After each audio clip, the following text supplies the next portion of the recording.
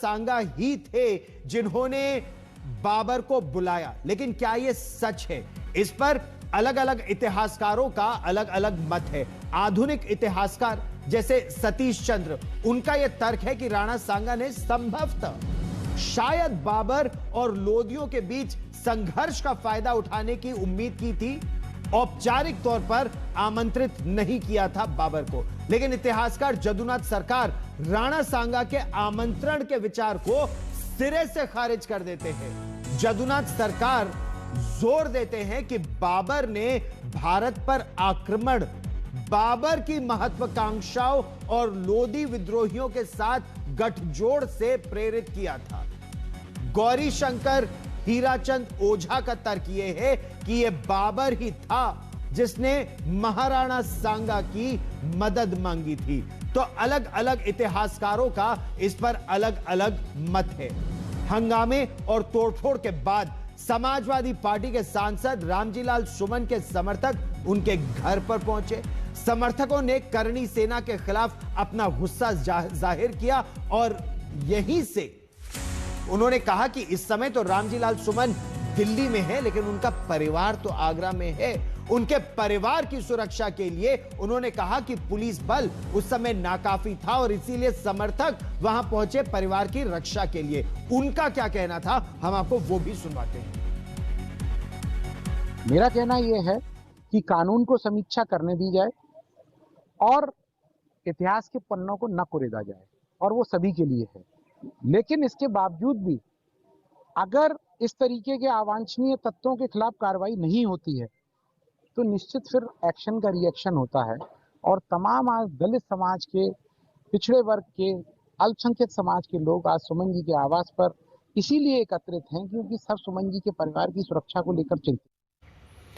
महाराणा सांगा पर समाजवादी पार्टी के सांसद रामजीलाल सुमन के बयान पर की जो आग है अब वो बिहार भी पहुंच गई है। दरअसल पूर्व सांसद आनंद मोहन ने रामजीलाल सुमन की सदस्यता खत्म करने की मांग कर दी है।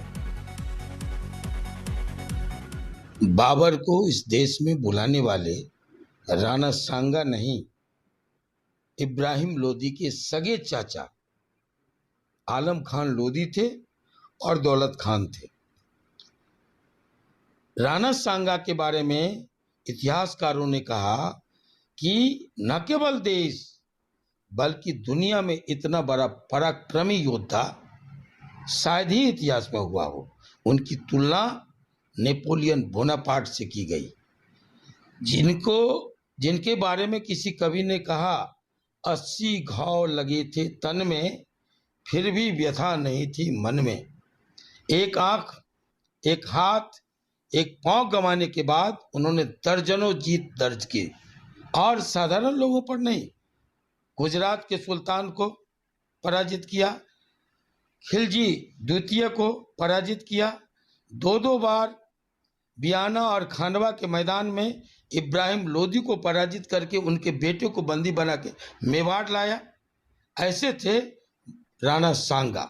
और राणा सांगा के बारे में दूसरे एक कवि ने कहा, सेक रहा हो खड़े अश्व, रोटी नीचे कर भालों को, खोज रहा मेवाड़ आज फिर उन अल्हड़ मत वालों को। ऐसे महान पराक्रमी वीर शिरोमणि राष्ट्र नायक राणा सांगा के बारे में गद्दार कहने वाले को सभापति राज्यसभा को तुरंत एक्शन लेना चाहिए और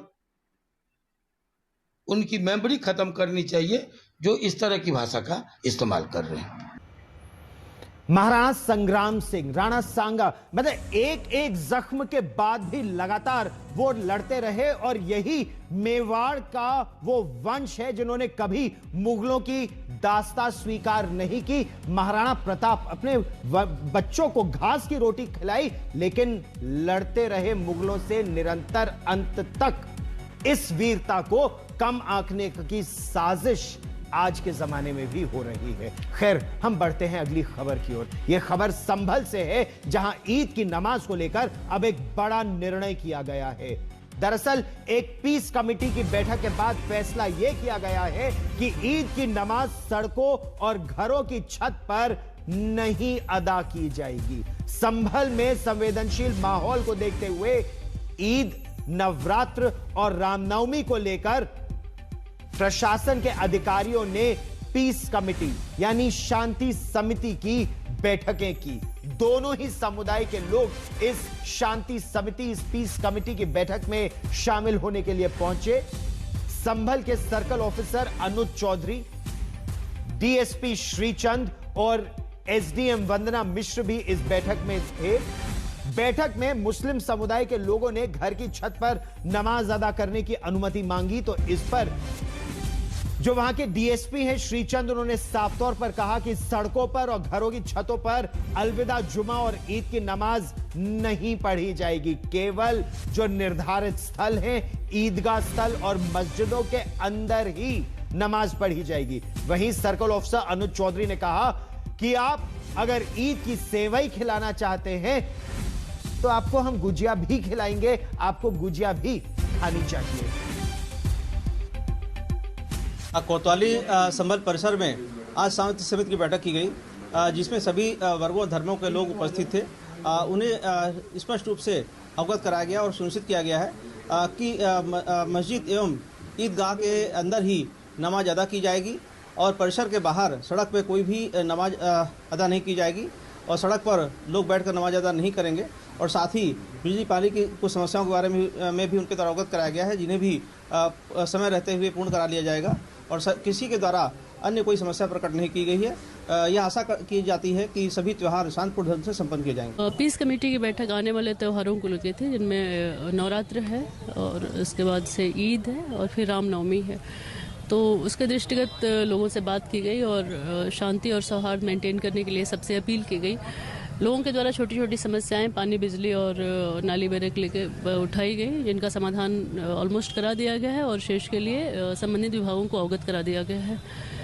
इसके अलावा नमाज के लिए निर्देशित कर दिया गया कि सड़कों पर नहीं पढ़ी जाएगी और उस पर लोग सहमत भी हैं। इनके द्वारा एक मुद्दा उठाया गया कि छतों पर नमाज पढ़ने दिया जाए मस्जिद से सटे हुए, तो उसमें कहा गया है कि उसकी जांच करा दी जाएगी। अगर उसमें लगता है कि परमिशन देने से कोई अनहोनी होने की आशंका है तो उसमें परमिशन नहीं दी जाएगी। इन सब चीज़ों पर बात हुई।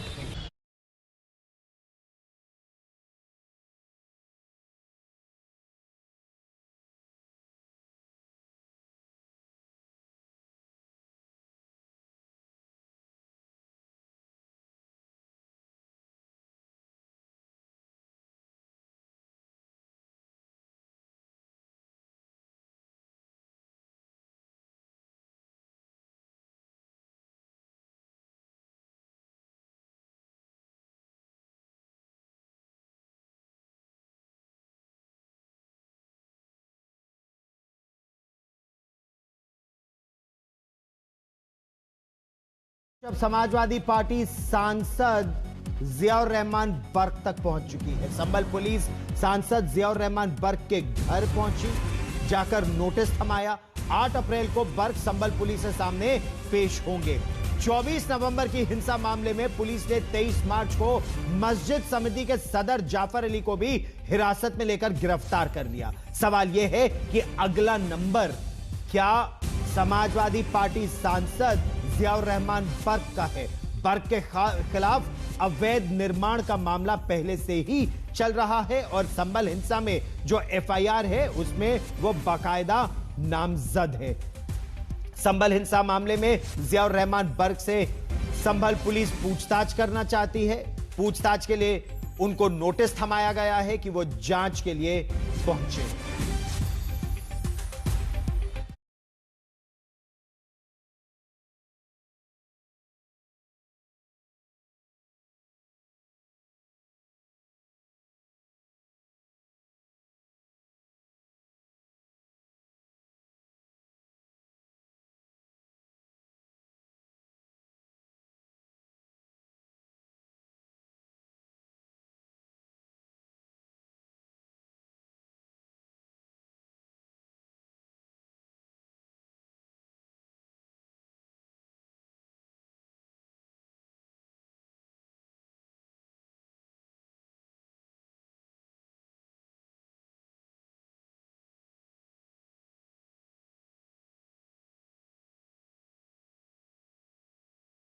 देश में मुगल आक्रांता बाबर और औरंगजेब को लेकर सियासत तेज है। इसी बीच लखनऊ में समाजवादी पार्टी के विधायक